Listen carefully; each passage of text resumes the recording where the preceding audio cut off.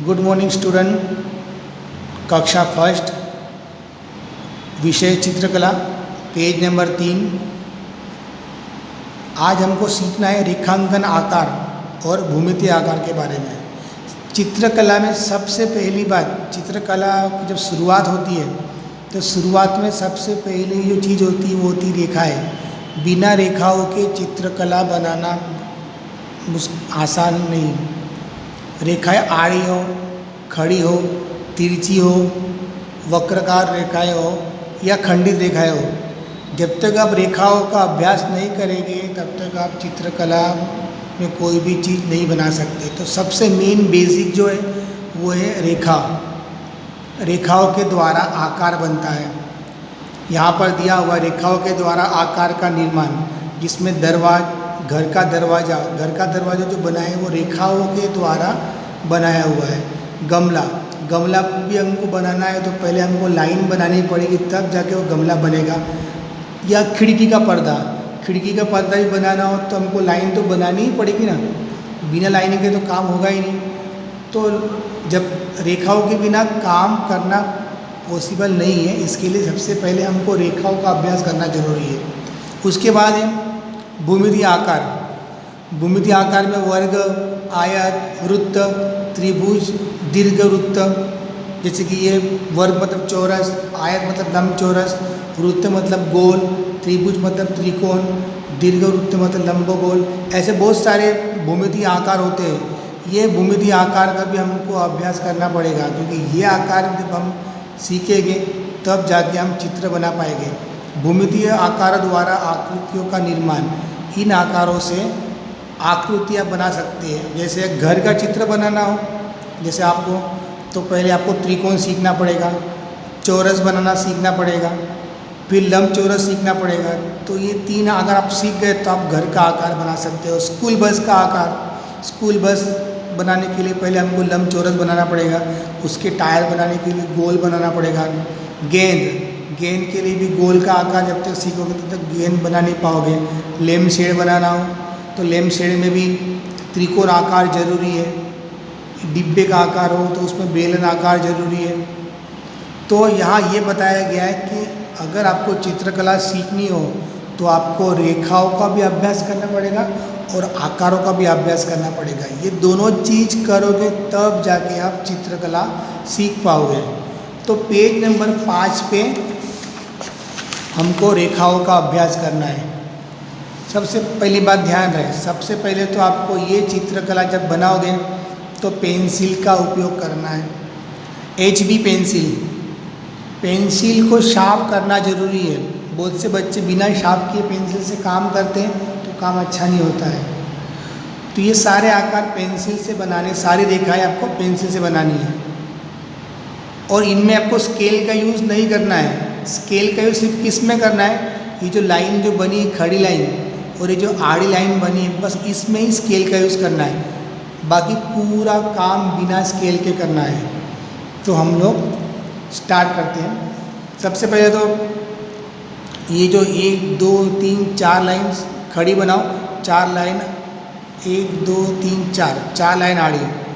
तो ये जो लाइन ये स्केल से करो, बाकी दूसरी लाइन को स्केल से नहीं करना है। 4 लाइन बना दी, इसको स्केल से बना लो पहले। और एक बात ध्यान दो, जब भी आप पेंसिल पकड़ते हो तो पेंसिल को दूर से पकड़ना। दूर से पेंसिल पकड़ने से आपको ड्राइंग बनाने में आसानी होगी। पास में पेंसिल पकड़ोगे तो काम एकदम डार्क होगा। अगर आपकी गलती हो जाए तो उसको मिटा नहीं पाओगे। इसके लिए पेंसिल दूर से पकड़ना। शुरुआत में अगर पेंसिल दूर से पकड़ना नहीं आ रहा है तो धीरे धीरे प्रैक्टिस करो। और पेंसिल को एकदम लूज़ पकड़ना है। पेंसिल को एकदम लूज़ पकड़ो, एकदम टाइट पकड़ना नहीं, एकदम लूज़ पकड़ना है। लूज़ पकड़ने से क्या होता है, आप पेंसिल को आसानी से घुमा सकते हो। तो इस प्रकार से स्केल से लाइन बनाने के बाद स्केल से लाइन बना दी। अब क्या करना है, इसमें देखो 1 2 3 लाइन खड़ी, 1 2 3 लाइन आड़ी, 3 लाइन खड़ी, 3 लाइन आड़ी, 3 लाइन खड़ी, 3 लाइन आड़ी, ऐसे बनाकर ये एक पैटर्न बनाया हुआ है। तो हमको वही पैटर्न सीखना है। हम 3 लाइन पहले खड़ी बना लेते हैं। 3 लाइन आड़ी, 3 लाइन फिर से खड़ी,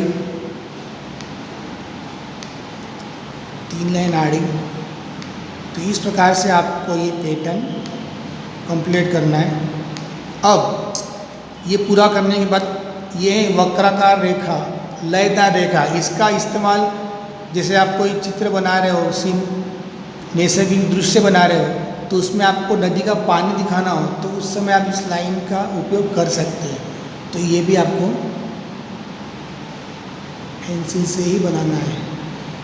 ये रेखाओं का अभ्यास इसलिए करना है क्योंकि सबसे मेन बेसिक है चित्रकला में रेखाएं। जब तक रेखाएं नहीं सीखेंगे तब तक चित्रकला नहीं आएगी आपको। चित्रकला सीखने के लिए रेखाओं का अभ्यास करना का बहुत ज़रूरी है। तो इस प्रकार से ये रेखाओं का अभ्यास करना है आपको। इस वाले बॉक्स में तिरछी रेखाएं आपको बनानी है, एक के बाद एक लाइन आप ऐसे बनाते जाओ।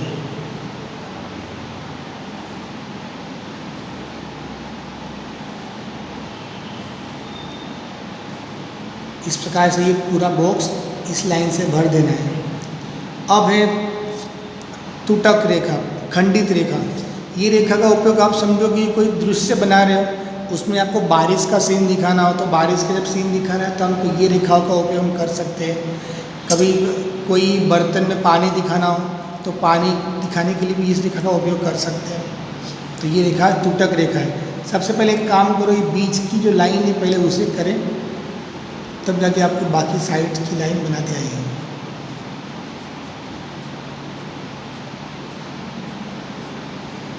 इस प्रकार से तुटक रेखा आपको बनानी है, खंडित रेखा आपको बनानी है।